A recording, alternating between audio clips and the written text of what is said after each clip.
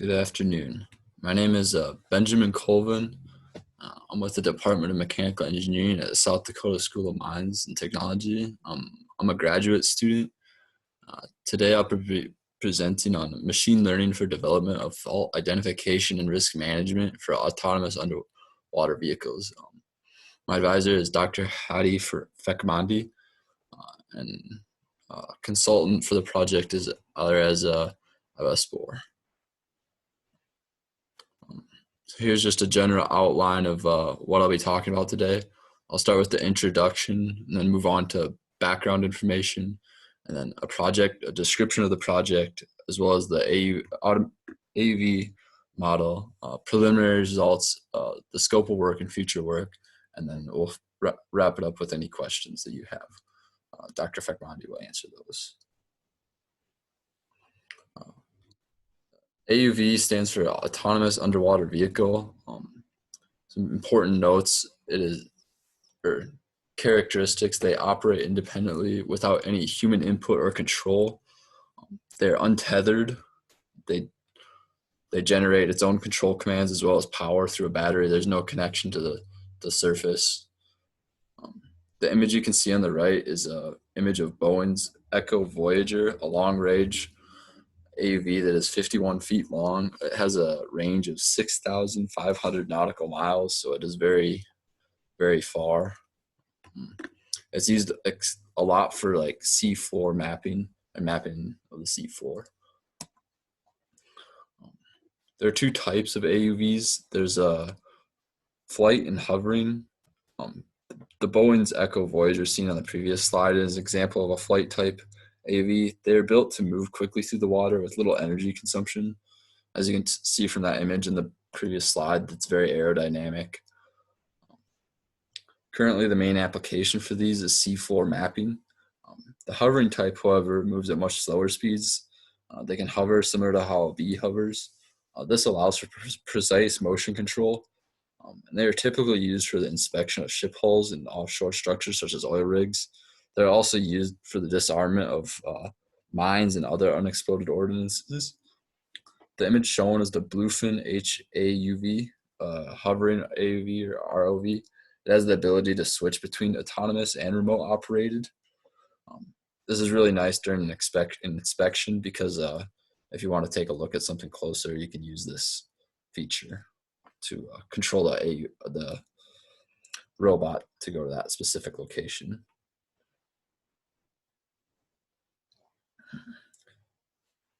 It is used a lot for ship inspection, port and harbor security, and as well as the disarmament of unexploded ordnances and scientific research.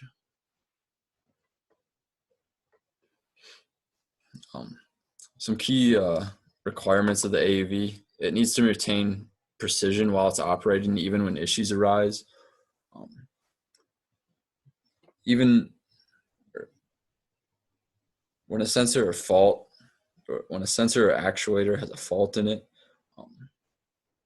it needs to maintain this precision, and if not, the consequences could be dangerous. For example, while disarming an unexploded underwater ordnance, even the slightest mistake could cause it to explode, causing damage or destruction to the AUV, any surrounding vessels, and the marine ecosystem. Therefore, the fault needs to be detected quickly, and the AUV must be able to adjust to it quickly as well.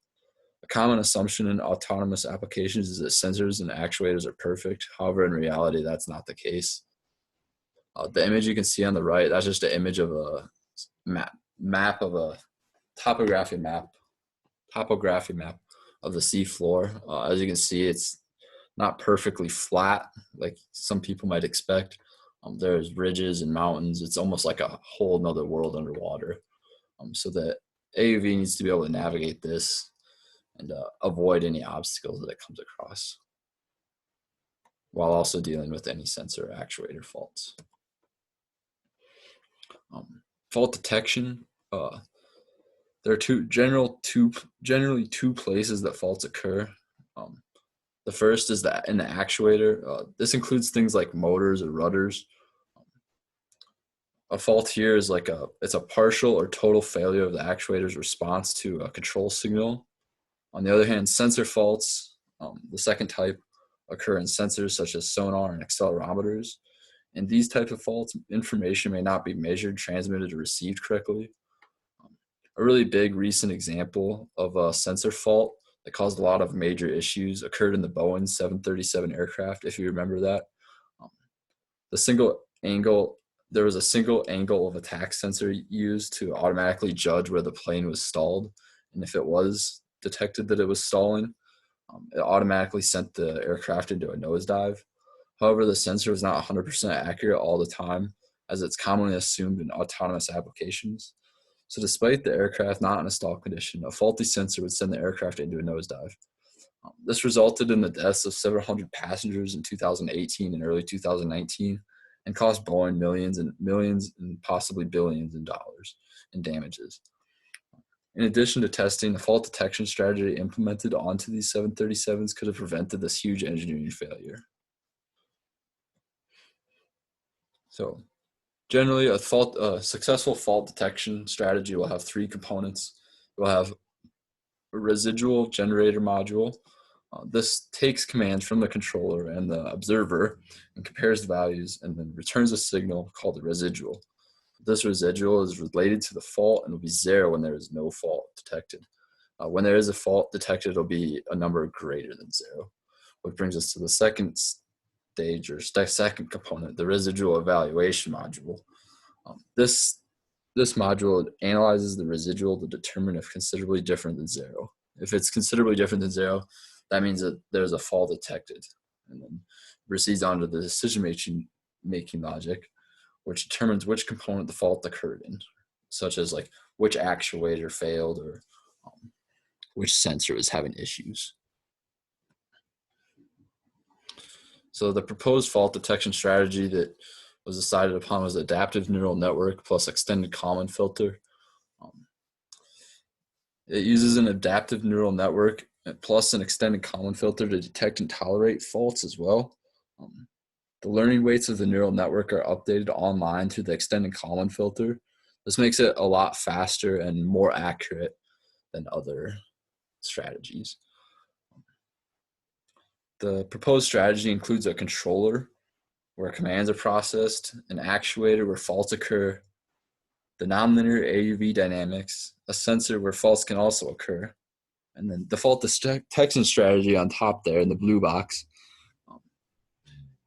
It uses a nonlinear observer to observe the state of the system and then outputs the state to the neural network where it is compared with the actuator signal. Then the neural network sends a signal back to the AUV to adjust for the fault. That's where the fault tolerant controller comes in. So for our AUV model, we selected for our AUV selected for fault detection implementation is a hovering type UUV with 6 motors acting as actuators, 4 vertical and 2 horizontal, as you can see on the image on the right. The full 6 degree of freedom model was simplified to a 3 degree of freedom model to prove the validity of the strategy before developing it fully.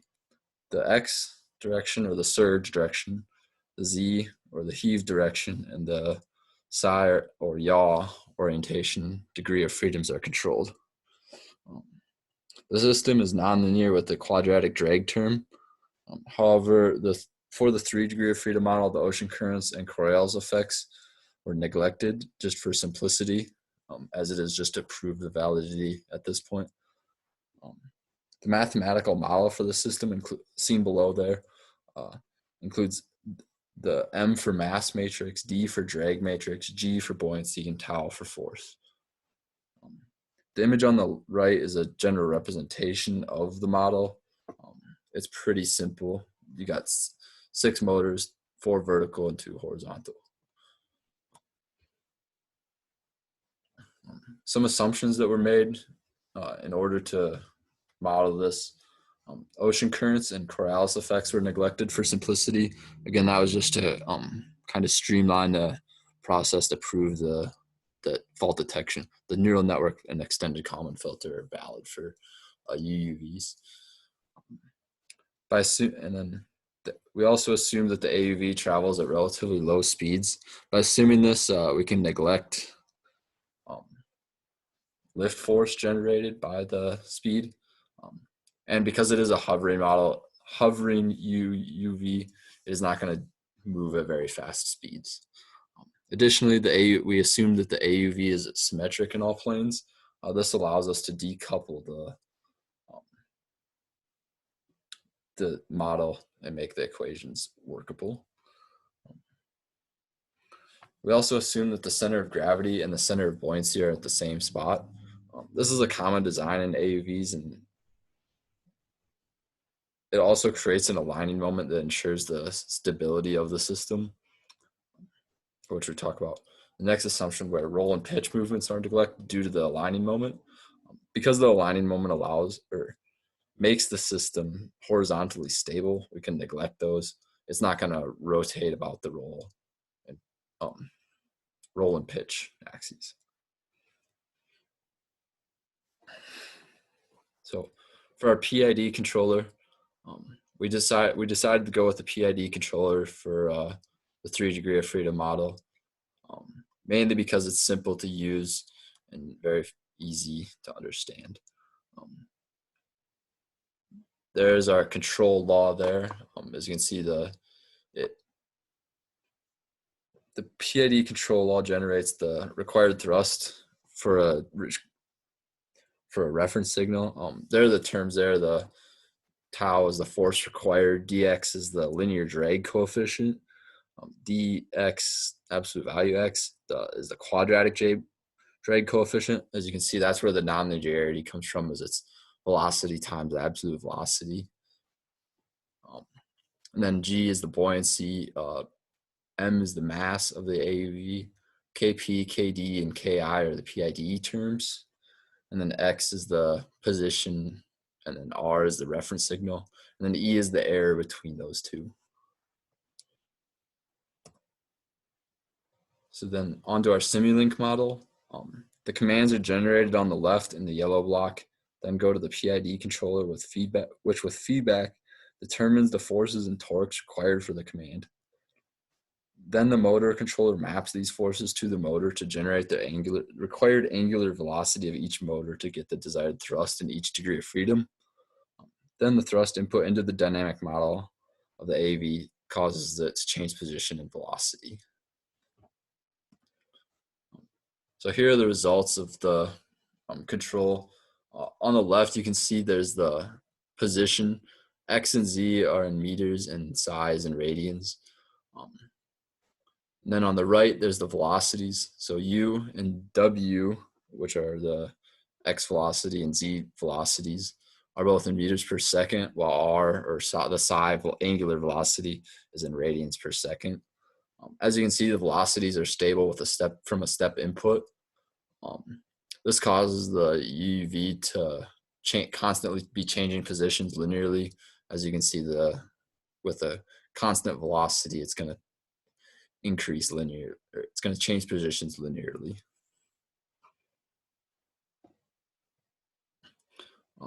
Some future work that we're planning on doing, we plan to implement the adaptive neural network and the extended Kalman filter detection strategy into the 3 degree of freedom model to validate the strategy in AUV. We'll do that by first designing a nonlinear observer to observe the model or the state, and then we'll inject the fault into the system, detect the fault, and then once validated, and then we'll detect the fault. And then once validated, a full 6 degree of freedom model AUV will be developed with disturbances included, such as Coriolis effect and ocean currents. Other disturbances could be included, such as wind or other things like that. Then after that, the fault detection strategy will then be implemented for this complete model and tested. That will really prove that it is possible in AUVs. And then lastly, a path planning algorithm will be implemented to simulate real life scenario of fault and how it will affect the path of the AUV in sort of like a real life simulation. Some potential impacts of the strategy in AUVs is successful demonstration It'll lead to underwater vehicles that are smarter and can identify and solve issues that arise quickly and effectively without high air. This will be really important in applications such as ship inspection or mine detection. Implementation of the AUV will also prove that the strategy can be implemented in other autonomous systems such as self-driving vehicles and various security systems. It has already been implemented in UAVs, uh, at least simulated, and it has very promising results.